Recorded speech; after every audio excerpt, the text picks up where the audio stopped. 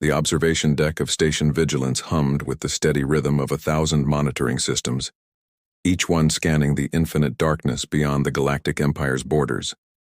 Chief Observer Zalthar's compound eyes flickered across holographic displays, his chitinous fingers dancing over control panels with practiced ease.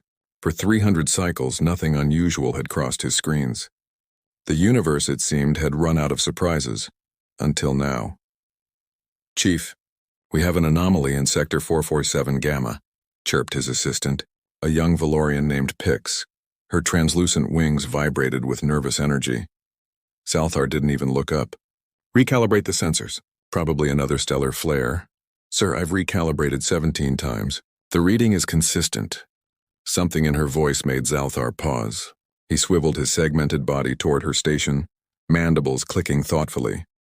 "Show me." The main display erupted with data. Energy signatures spiraled across the screen in patterns that shouldn't exist. Zalthar's breath caught in his thorax. The reading showed a stable wormhole formation, but there was no black hole anchor, no gravitational singularity, nothing that could possibly sustain such a phenomenon. "This is impossible," he whispered. "That's what I said, sir. But it's there. And it's growing stronger." Zalthar's claws trembled as he traced the energy signature back to its source. The coordinates appeared on screen and his heart sank. New frontier system. Human territory. Get me high command now. The Empire's war chamber was a monument to conquest. Walls of polished obsidian bore the marks of 10,000 victories, and holographic star maps filled the vast space with ghostly light. Around the circular table sat the most powerful beings in the galaxy. Military commanders, scientific directors, economic ministers, and intelligence chiefs. General Kravik slammed his scaled fist against the table, causing ripples to cascade through the holographic displays. "Explain to me how a species that discovered faster than light travel only 2 centuries ago is generating readings that our scientists claim are impossible." Director Shivara, head of the Science Directorate, raised her crystalline hand for calm. Her voice echoed with harmonic overtones. "General, I understand your frustration, but I must emphasize, these readings violate 17 fundamental laws of physics. It's more likely a sensor malfunction than an actual human achievement." 17 stations across 3 sectors are reporting identical readings, Zalthar interjected from his holographic projection. "This is no malfunction." Emperor Zarkoth, a towering figure draped in neural-linked robes that shimmered with living circuits, leaned forward. His voice carried the weight of authority that had held the galaxy together for millennia. "Location confirmed as human space?" "Yes, Your Radiance. The new frontier colony. It's one of their outer settlements." Kravik's eyes narrowed. "Humans, always humans. Every anomaly report in the past 50 cycles has their fingerprints on it."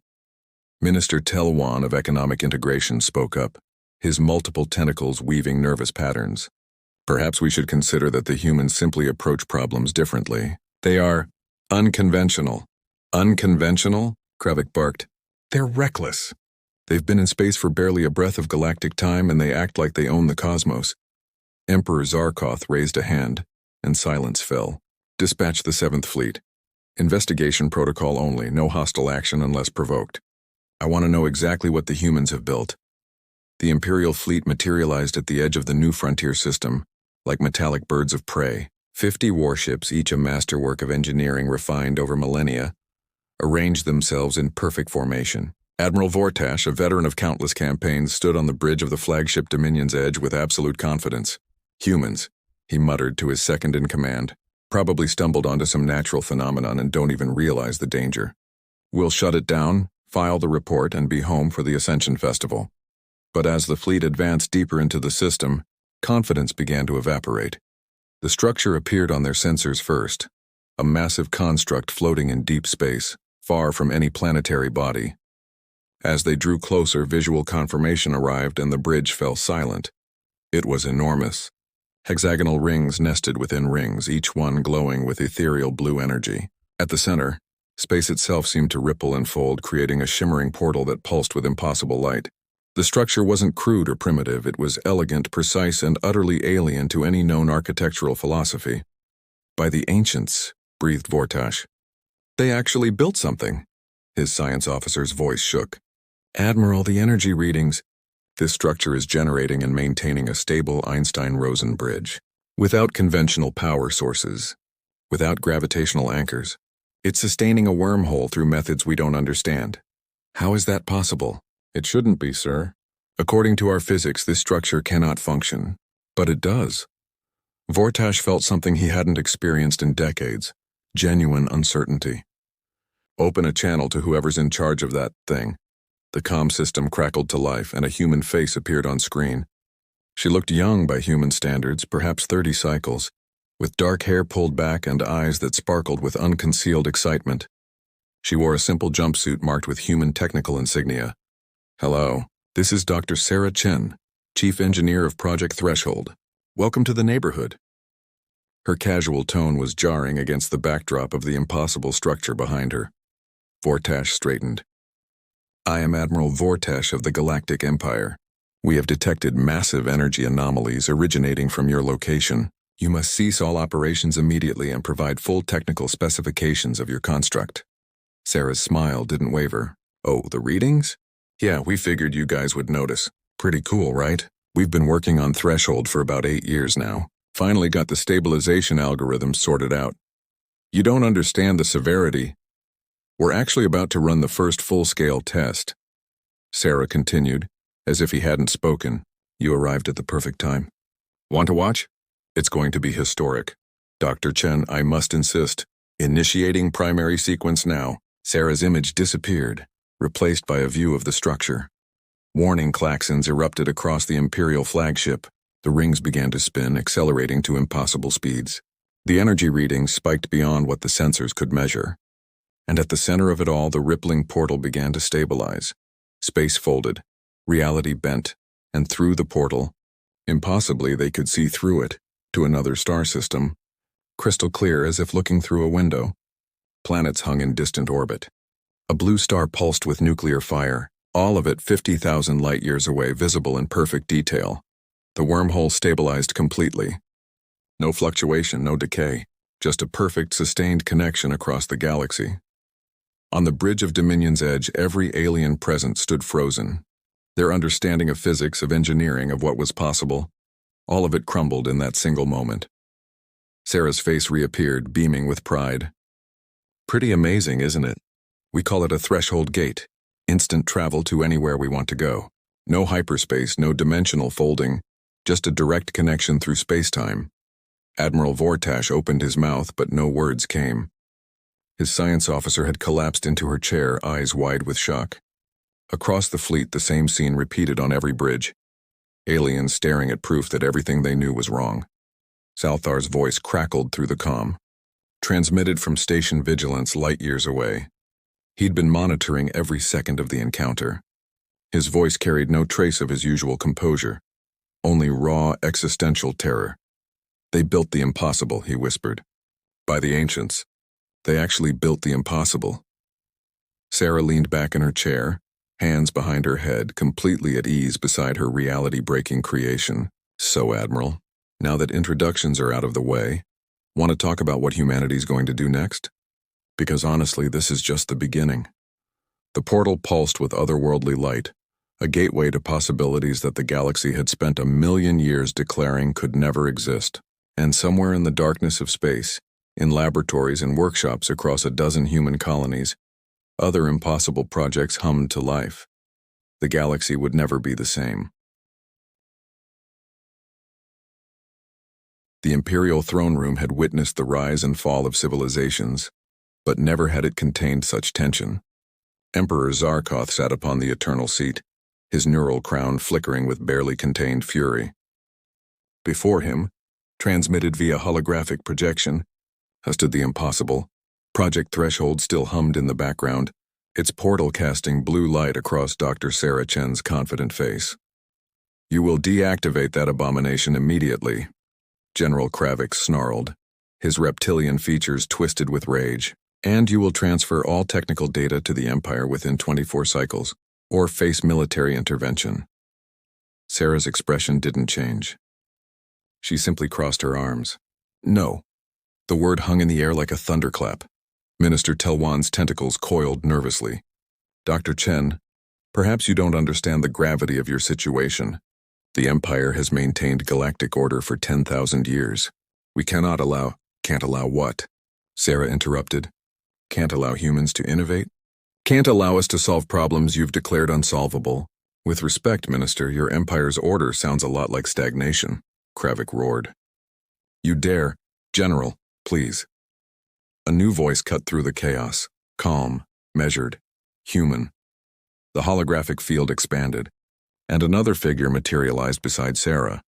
He was older, perhaps 60 in human years, with silver hair and eyes that held depths the aliens couldn't quite read. He wore a simple dark suit with a small Earth emblem on the lapel. Ambassador Marcus Webb, representing the United Human Colonies, he introduced himself with a slight bow. I apologize for the dramatic entrance, but I believe we need to have a more comprehensive conversation. Emperor Zarkoth leaned forward. Ambassador Webb, your species has violated 17 fundamental treaties by constructing unauthorized spatial manipulation technology. The penalty is irrelevant, Marcus said quietly, because the treaties were written assuming such technology was impossible. You can't violate a law that prohibits something that shouldn't exist. Director Shivara's crystalline form shimmered with agitation. That structure defies the laws of physics. Our greatest minds have proven that stable artificial wormholes require what your minds have proven necessary, Marcus interrupted gently. Director, may I show you something? He gestured, and the holographic display transformed. Images flooded the throne room, construction sites, laboratories, testing facilities. All human, all active, all impossible. Project Threshold isn't unique, Marcus continued. It's just the first one we've revealed publicly. The first image showed a massive spherical construct surrounding a brown dwarf star. Project Prometheus. We've successfully ignited controlled fusion in a substellar mass, created an artificial star that will burn for 10,000 years. Gasps echoed through the chamber. Another image. A vast geometric array suspended between 3 moons. Project Anchor. Artificial gravity well generation without mass. We can create gravitational fields anywhere we want, any strength we want. Shivara's harmonic voice cracked. That's theoretically impossible. The energy requirements alone would be impossible using your methods, Marcus agreed. We found different methods. More images cascaded across the display. A station where consciousness patterns flowed between crystalline matrices. A shipyard where vessels materialized from seemingly nothing, constructed atom by atom through quantum manipulation. A laboratory where time itself moved at different rates in adjacent rooms. 47 active projects across 12 colony systems, Marcus stated. Each one addressing problems your empire has declared unsolvable. Each one functional, tested, and moving toward full deployment. The throne room descended into chaos. Ministers shouted over each other. Scientists denied what their eyes showed them. Military commanders demanded immediate action. Admiral Vortash, still present via remote link from his flagship, spoke into the pandemonium. How is this possible? We've studied the universe for 1,000,000 years. Our understanding of physics is complete. Marcus turned to face the Admiral directly. Is it? Or have you simply stopped asking questions? He gestured again, and the display shifted to show human children, young ones, barely adolescent, working at holopads covered in complex equations. This is a standard human educational facility. These children are 12 years old. They're theorizing about multidimensional travel. He smiled. Last week, one of them proposed a method for folding space through the 6th dimension. Our scientists are currently testing whether it's viable. Children? Zalthar's image flickered into the room from Station Vigilance. Your offspring are conducting theoretical physics research? Every human child is encouraged to imagine the impossible, Sarah interjected. We don't teach them limits, we teach them to find solutions. When we don't understand something, we don't declare it impossible. We declare it not yet solved, Marcus nodded. That's the difference between our species and yours, I think. You've spent 1,000,000 years perfecting what you know. We've spent 2 centuries questioning everything. Minister Telwan's voice was almost a whisper. You refuse to accept boundaries. We refuse to accept unnecessary boundaries, Marcus corrected. Physical laws exist, certainly. But what you call laws are often just current limitations of understanding. Every time someone told humanity something couldn't be done, we took it as a challenge. Emperor Zarkoth rose from his throne, and the room fell silent. His voice carried the weight of ages. You speak of questioning, of refusing limits. But do you understand what you're truly doing? You're destabilizing the fundamental order of galactic civilization. For 10,000 years we have maintained peace through shared understanding of what is possible. And for 10,000 years you've stagnated. Marcus replied, his tone respectful but firm. Your radiance, with all due respect. When was the last time your empire made a fundamental breakthrough? When did you last discover something that changed your understanding of reality? The silence was damning. Kravik's claws scraped against the table. You're dangerous, unpredictable. You build things without understanding the consequences. We understand the consequences perfectly, Sarah interjected. Every project undergoes hundreds of simulations. We test, we iterate, we fail, and we learn. The difference is we're not afraid to fail. Are you? The question hung in the air like a physical thing. Director Shivara spoke, her voice carrying genuine confusion. But why? Why push so hard? Why refuse to accept what is known? Marcus smiled sadly.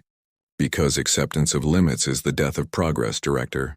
Humanity spent most of its history being told what couldn't be done, heavier than air flight, breaking the sound barrier, leaving our planet. Faster than light travel. Each time we were told it was impossible. Each time we did it anyway. He gestured to the images still floating in the room. We're not trying to be reckless or dangerous. We're trying to be free, free from the constraints of impossible, free to explore every corner of reality, free to become more than we are. And if you fail, the Emperor asked quietly, if one of your impossible projects goes wrong, then we learn from it and do better next time, Sarah answered. That's what humans do.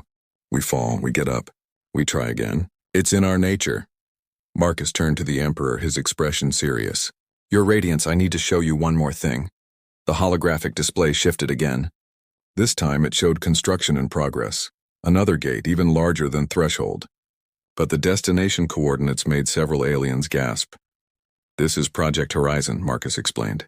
Our second Threshold gate, we estimate completion in 6 months. Where does it lead? Vortash demanded. Marcus met his eyes. Andromeda. The neighboring galaxy, 2.5 million light-years away. The throne room erupted in disbelief. Impossible! You'll tear space apart. This is madness. Marcus raised his hand for silence. We've run the calculations. It's possible. Difficult, yes. Unprecedented, absolutely. But possible, he paused. And we're going to do it whether you approve or not. That sounds like a threat, Kravik growled. It's not a threat, General. It's a statement of fact. Marcus's expression softened, but it's also an invitation. Emperor Zarkoth's eyes narrowed. Explain. Humanity doesn't want to destabilize the galaxy. We don't want conflict. What we want is partnership. Marcus gestured to the images around them. All of this knowledge, all these breakthroughs, we're willing to share them. Not as subordinates to your empire, but as equals. Partners in exploration. Partners in discovery. And if we refuse? The Emperor asked. Then we continue alone, Sarah said simply. We'll keep building. Keep exploring. Keep pushing boundaries. With you or without you, humanity is moving forward. Marcus nodded. But it would be better together, don't you think? Your empire has wisdom we lack. 10,000 years of experience, of understanding. We have something you've lost, the willingness to dream. Combine them and imagine what we could achieve. The throne room fell silent. Every eye turned to Emperor Zarkoth. The ancient ruler sat motionless, his neural crown pulsing with cascading thoughts. Around him, his advisors waited. Across space, Admiral Vortash held his fleet in position. In distant laboratories, human children continued to dream of impossibilities. Finally, Emperor Zarkoth spoke. You're asking us to abandon 10,000 years of certainty. No, Your Radiance, Marcus replied gently. We're asking you to remember what it felt like before that certainty existed. We're asking you to wonder again. The Emperor looked at Director Shivara. The crystalline being was trembling, but not with fear, with something else. Hope, perhaps, or hunger for knowledge long denied. He looked at Kravik. The warrior's expression was troubled, but calculating, seeing potential in chaos. He looked at Minister Telwan. The economist's tentacles had stopped their nervous weaving and now moved with thoughtful purpose. Emperor Zarkoth rose from the eternal seat and walked to the holographic display. He reached out, his hand passing through the image of Project Horizon, the impossible gate that would bridge galaxies. "Show me," he said quietly. "Show me how you build the impossible." Sarah Chen's face split into a brilliant smile. "Welcome to humanity's universe, Your Radiance." She gestured to the glowing portal of threshold behind her. "Nothing's impossible here, and now, neither of us has to explore it alone." Behind her, the gateway pulsed with light that defied physics, logic, and a million years of galactic certainty. And through it, infinity beckoned. The age of impossible had ended. The age of humanity had begun.